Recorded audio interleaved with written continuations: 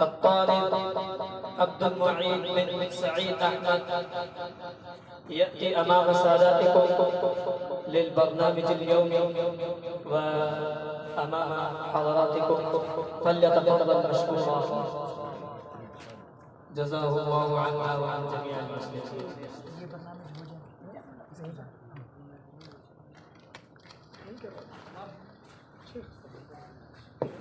أستيقظ صباحا مبكرا، ثم أذهب إلى المرحاض، ثم أتوضأ، ثم أصلي صلاة الفجر مع الجماعة.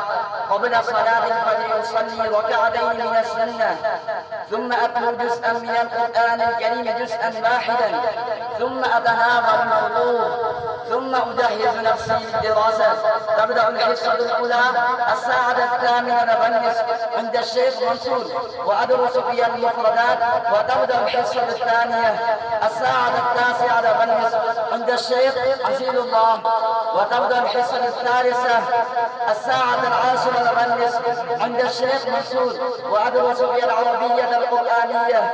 ثم تبدأ الفسحة ب20 دقيقة، ثم تنتهي الفسحة ويبدأ الدوام مرة أخرى الساعة 10:40 دقيقة عند الشيخ أحمد، وأدرس فيها حفظ الأحاديث.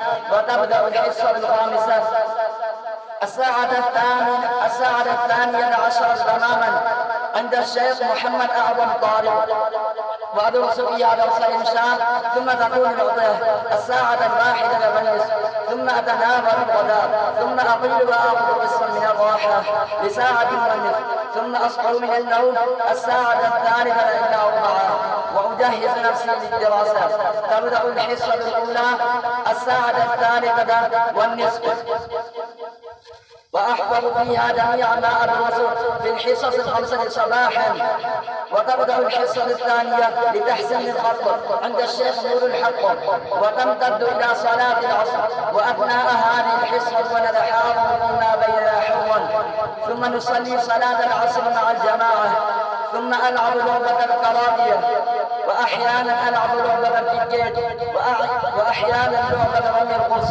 قبيل صلاة المغرب أتفضل وأصلي صلاة المغرب مع الجماعة، ثم أستمع الخطب والأناشيد والحكايات على شاشة كبيرة عبر العارض لساعة واحدة، ثم أكتب واجبات التي يكلمني بها أساتذتي، ثم أتناول العشاء، ثم أصلي صلاة العشاء مع الجماعة وأذكر الله ل5 دقائق، ثم أنام الساعة 10 تماما.